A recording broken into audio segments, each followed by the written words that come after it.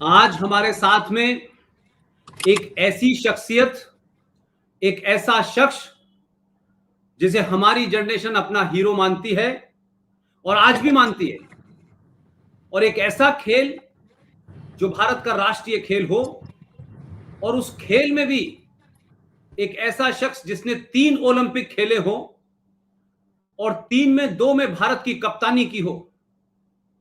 और हॉकी के अंदर जो पोजीशनिंग होती है वो बड़ी महत्वपूर्ण होती है।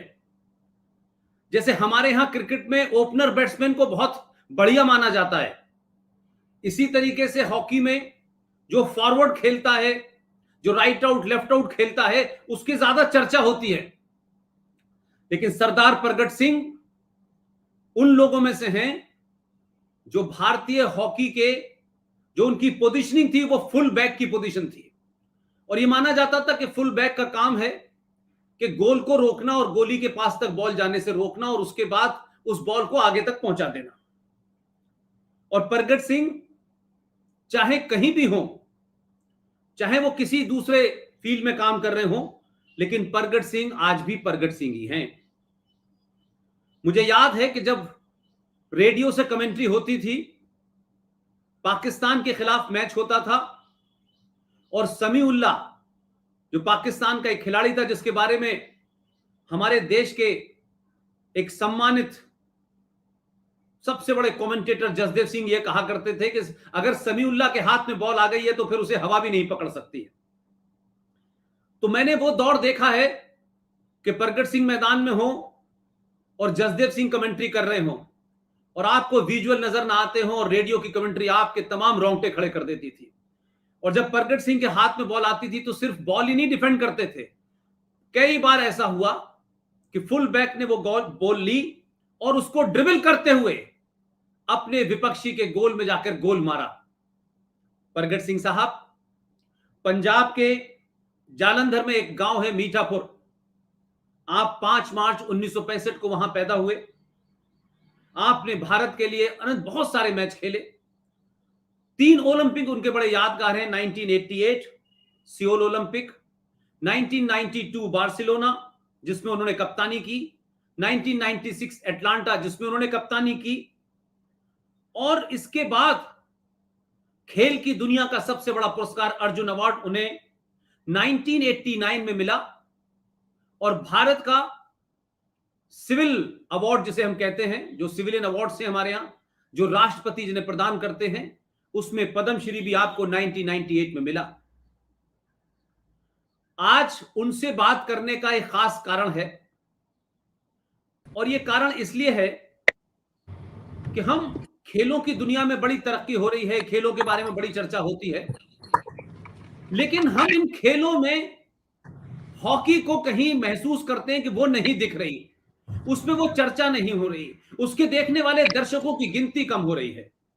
और इस वक्त टोक्यो में ओलंपिक चल रहा है, भारत 2 मैच जीत चुका है, उसकी पूरी संभावनाएं हैं कि वो क्वार्टर फाइनल में आए। तो मेरा प्रगट सिंह साहब को बुलाने का, दावत देने का जो खास मकसद था वो ये है कि तमाम दुनिया की बातें हो रही हैं, लेकिन हॉकी की चर्चा क्यों नहीं हो रही।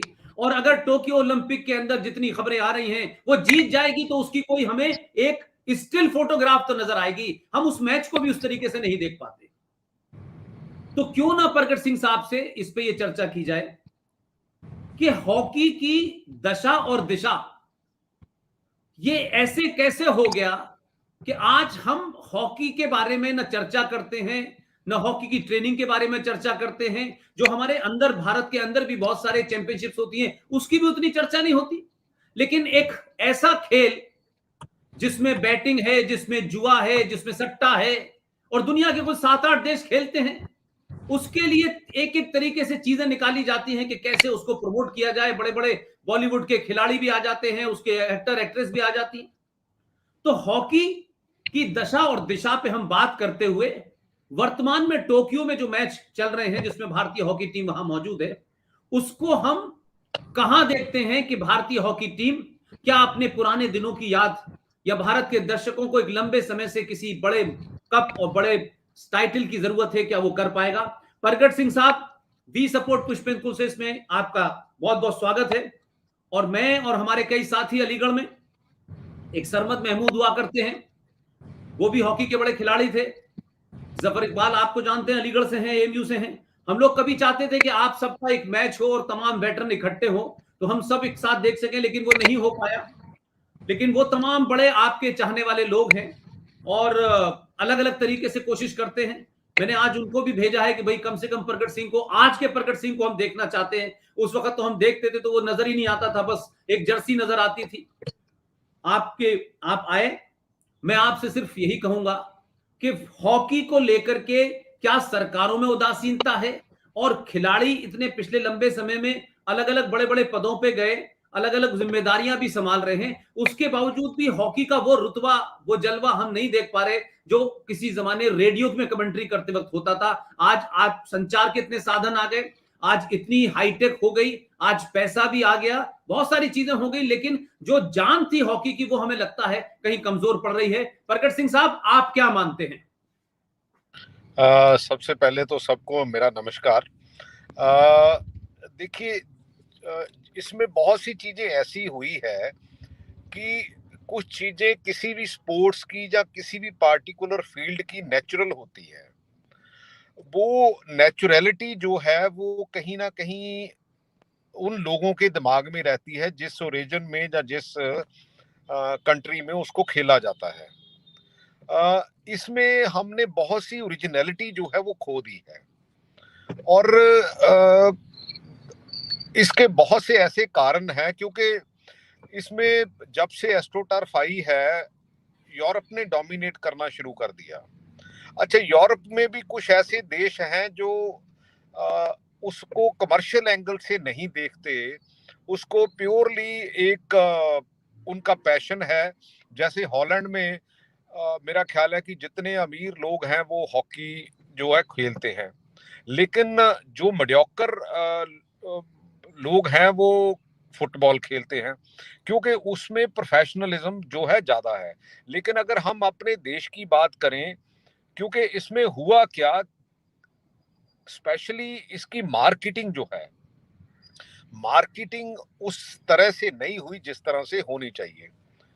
मैं ये नहीं कहता कि उसकी सिर्फ जिम्मेदारी जो है वो एडमिनिस्ट्रेशन के पास ही है, लेकिन अदरवाइज भी इसमें ऐसी चीजें भी हुई जिसमें क्योंकि आहिस्ता आहिस्ता लोगों का इंटरेस्ट कम हो गया, क्योंकि जितनी टेक्नोलॉजी की आपने बात की है, क्योंकि जितना टेक्नोलॉजी एडवांस हुई है उतना हॉकी को फायदा नहीं हुआ जितना होना चाहिए था। उसके रीजन है कि आज की जो यंगर जनरेशन है ये कहीं ना कहीं एक दूसरे से कंपैरिजन करने लग जाती है।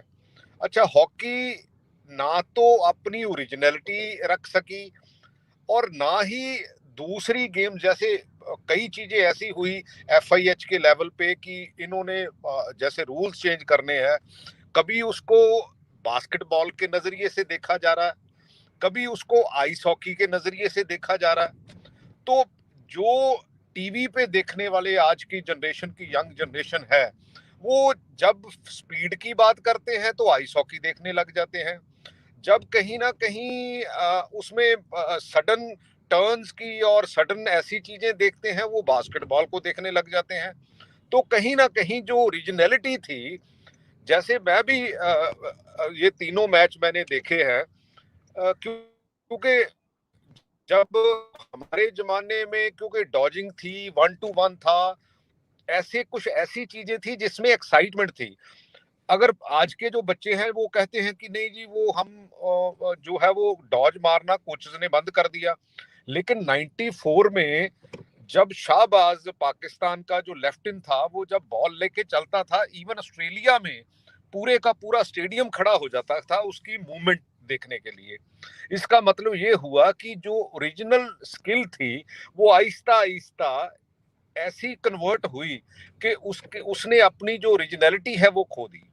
तो उसकी वजह से आहिस्ता आहिस्ता ये सारी चीजें, क्योंकि हमारा जो डोमेस्टिक स्ट्रक्चर है, क्योंकि जब ये बत्रा जी आए हॉकी में तो इन्होंने लीग शुरू की। मैंने कहा कि हॉकी जो है वो बेसिकली डिपार्टमेंट्स बहुत खेलते हैं, लेकिन आहिस्ता आहिस्ता हमने डिपार्टमेंट्स जो है वो खत्म कर दिए। लेकिन लीग हमारी कंटिन्यू नहीं हो सकी। डोमेस्टिक स्ट्रक्चर जितनी देर, क्योंकि लोग अगर प्लेयर्स को नहीं देखेंगे तो उसके फैन कैसे बनेंगे, उसको फॉलो कैसे करेंगे। ये ऐसी चीजें हैं जो आहिस्ता आहिस्ता हमने इसको स्पेक्टेटर वैल्यू से भी पीछे कर दिया, उसकी ओरिजिनलिटी से भी पीछे कर दिया। और जैसे ये कहते हैं ना कि हम वहां के भी ना रहे, यहाँ के भी ना रहे, तो ये सारी कहीं ना कहीं कॉम्बिनेशन जो है वो इसका नुकसान हुआ। जबकि बहुत सी चीजों में हमने तरक्की भी की है, क्योंकि जो आजकल की जनरेशन है, थोड़ा सा हॉकी में, क्योंकि पहले पैसा वगैरह कम होता था, आज की तारीख में इतना कम नहीं है। मतलब अगर कंपैरिजन क्रिकेट के साथ करना है वो तो एक डिफरेंट बॉल गेम है, लेकिन एट द सेम टाइम पर फिर भी ठीक है, हॉकी के प्लेयर जो है जॉब्स वगैरह वाइज भी ठीक है। लेकिन आपकी ये बात बिल्कुल ठीक है कि जो इसकी ओरिजिनलिटी थी वो कहीं जो है वो बहुत कम नजर आती है। आपने दो तीन पॉइंट बड़े अच्छे उठाए हैं। एक तो देखिए मार्केटिंग की बात को तो हम लोग सब मानते हैं कि इस देश में मार्केट क्रिएट किया जाता है, और हमारे यहाँ पहले किसी चीज को ये बनाया जाता है कि यही सबसे ज्यादा ग्लैमरस है, यही सबसे ज्यादा बढ़िया है, और फिर उसकी मार्केटिंग के लिए लोग चुने जाते हैं। तो वह तो उसमें मानता हूं कि मार्केटिंग, जो क्रिकेट की मार्केटिंग है, जो क्रिकेट स्टारों को जो जिस तरीके का उनका ग्लैमर है, वो हॉकी का कभी भी नहीं हुआ। लेकिन जो असल बात आप कह रहे हैं, जिसको शायद हम सब मानते हैं, कि जिस तरीके से क्रिकेट एक जमाने खेला जाता था, जब हम गवास्कर को सुनते थे और चेतन चौहान को देखते थे कि वो 3 दिन तक खेलते ही रहते थे, भारत के ओपनर दोनों एक एक सेंचुरी मार के खेल रहे हैं, तो उस वक्त ज्यादा इस बात का होता था कि हम कमेंट्री में एक वर्ड सुना करते थे, कॉपी बुक स्टाइल, कि गवास्कर ने कितने खूबसूरत तरीके से उसको खेला, फिर उसके लिए अलग उसकी ग्रामर थी। तो वो जो पूरे खेल की जो नुआंसेस थे, वो अपने आप में एक अलग उनकी स्टाइल थी, लोगों का ताली बजाने का अंदाज था। फिर वो क्रिकेट धीरे धीरे आपने देखा वनडे में कन्वर्ट हुई, फिर वो 50 ओवर में कन्वर्ट हुई, फिर वो 20 ओवर में कन्वर्ट हो गई, अब कुछ दिन हो सकता है, कुछ दिन के बाद में वो 5 ओवर में कन्वर्ट हुई, तो वो कॉमर्शियल भी हो गई। और फिर उसमें से जो आर्ट थी, जो उसकी जो पहचान थी, जैसे आपने कहा कि वो जो स्किल थी, जिसके लिए जो ट्रेडिशनल हॉकी थी, उसी तरीके से हमने हॉकी में देखा कि वो ड्रिबलिंग खत्म हो गई। जैसे मोहम्मद शाहिद थे, तो वो उनको लोग अक्सर ये कहते थे, साहब ये ध्यानचंद की कुछ याद दिलाते हैं। तो उस तरीके के लोग चले गए, और फिर वो इस तरीके से हुआ, पता चला इस डी से रखा और उसने वहां से बॉल उछा के दूसरे डी में पहुंच दी, और कुछ कट कट कट कट हुआ और गोल हो गया। तो इस तरीके की जो पासिंग होती थी, कि कट जो जिस तरीके से वो जिग पासिंग होती थी, तो वो तो आप सही बात कह रहे हैं कि वो अपने आप में एक रोमांच क्रिएट करती थी। और देखिए, मैं इसलिए कह रहा हूं प्रगट भाई, कि हम लोगों ने तो टेलीविजन हमारे बहुत बाद में आया, लेकिन टेलीविजन के पहले भी जो कमेंट्री भी होती थी ना, जो जसदेव सिंह का, तो ऐसा लगता था कि जसदेव सिंह जो है बॉल के साथ साथ शब्द उनके चल रहे हैं, और हम उस सुन के ये क्रिएट कर लेते थे कि प्रगट सिंह ने कैसा शॉट मारा होगा और किधर से लगा होगा, नहीं लगा। तो वो ऑडियंस भी खत्म हुई है। तो बदलते वक्त में एक ट्रेडिशनल, एक जो जो जो हॉकी थी, एक ट्रेडिशनल दूसरे खेल में थे, उनमें बदलाव आया, लेकिन हॉकी के अंदर उस टेक्नोलॉजी ने हॉकी को नहीं बढ़ाया। फिर दूसरी बात आपने कहा कि जो उसमें एक एक्साइटमेंट था, एक रोमांच था, वो धीरे धीरे कम होता चला गया। और आज शायद ऐसी ऐसी हालत में हम पहुंच गए हैं कि हॉकी का कोई मैच हो रहा हो, तो आज हिंदुस्तान में मैं देखता हूं कि जो टाइमिंग भी तय की गई है फुटबॉल के मैचेस की यूरोप में, वो इस तरह से रखी गई है कि भारत के लोग दिन में देख सकें।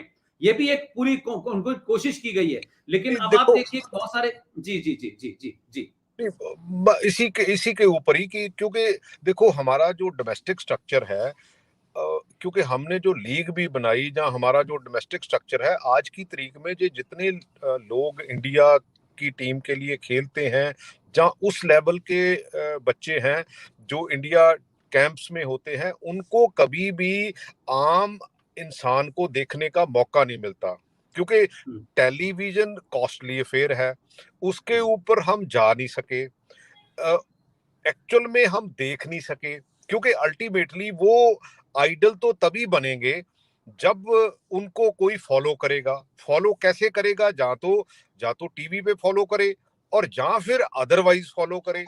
हम दोनों के बीच में रह गए ना। हम वैसे दिखा सके वो कलाकार है, कलाकार की कैसे पहचान होती है जब उसको लोग देखेंगे, उसकी परफॉर्मेंस देखेंगे। लेकिन अगर हम दोनों नहीं कर सके तो फिर कलाकार के ऊपर स्पेक्टेटर नहीं आएगा, जब स्पेक्टेटर नहीं आएगा तो फाइनेंसर नहीं आएगा, बेसिकली इसमें मार्केटिंग नहीं होगी। तो ये सारा एक कोऑर्डिनेशन ही है जिसकी वजह से मेरा ख्याल है कि हम वो सारी चीजें वो लूज की है। क्योंकि देखो पहले बहुत से ऐसे इवेंट्स होते थे जिसमें जैसे बॉम्बे गोल्ड कप है, जहाँ चेन्नई में टूर्नामेंट होता था, मेरा ख्याल बहुत से ऐसे इवेंट थे, दिल्ली में होते थे, पंजाब में होते थे। मेरा ख्याल आज की तारीख में ऑलमोस्ट नेहरू टूर्नामेंट तो हर प्लेयर ने खेला था, लेकिन आज की तारीख में नेहरू तक भी बंद हो गया। सिर्फ एक जलंधर में सुरजीत हॉकी टूर्नामेंट होता है, वो भी हम बड़ी काफी क्योंकि सरकार की सपोर्ट रहती है तो हम करवा सकते हैं। तो इवन के लखनऊ में जैसे टूर्नामेंट होता था। सो ये सारे इवेंट्स जो है वो प्लेयर की पब्लिसिटी, बेसिकली लोगों में उनकी जो दिखावट है उसको बढ़ाते थे। लेकिन आज की तारीख में वो सारा कुछ आहिस्ता आहिस्ता माइनस हो गया, क्योंकि या तो ये टेलीवाइज हो या किसी भी चैनल पे, या तो यूट्यूब पे भी आज की तारीख में, तो वो भी कोई इशू नहीं है, लेकिन एट द सेम टाइम वो सारा कुछ मिसिंग है और फिजिकली हम देख नहीं रहे। तो उसकी फॉलोइंग कैसे होगी? अगर फॉलोइंग नहीं होगी तो ये सारी प्रॉब्लम जो है, क्योंकि आहिस्ता आहिस्ता इसमें फाइनेंस कम हो जाएगा, फाइनेंस कम होने से ये सारी समस्या आहिस्ता आहिस्ता बढ़ रही है।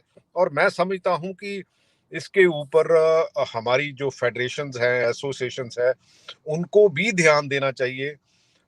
थोड़ा सा गवर्नमेंट की सपोर्ट भी डेफिनेटली चाहिए इसको ज्यादा थोड़ी सी, सो दैट कि जिस गेम ने हमें 9 गोल्ड मेडल दिए हैं, मेरा ख्याल उसको थोड़ा सा रिवाइव करने में और उसके साथ साथ हमें 6 ए साइड या 4 ए साइड, क्योंकि यूरोप में आज की तारीख में काफी 6 ए साइड या 4 ए साइड इवेंट्स हो रहे हैं, जहाँ उसको इंडोर हॉकी भी बोलते हैं।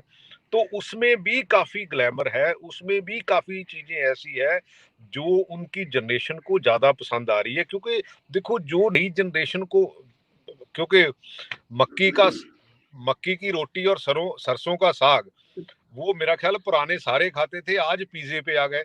तो ये ये सारी चीजें जो है वो हमें कोऑर्डिनेट करनी पड़ेगी, तभी जाके हम जो है, मेरा ख्याल है कि इस गेम को रिवाइव और सरवाइव कर सकेंगे।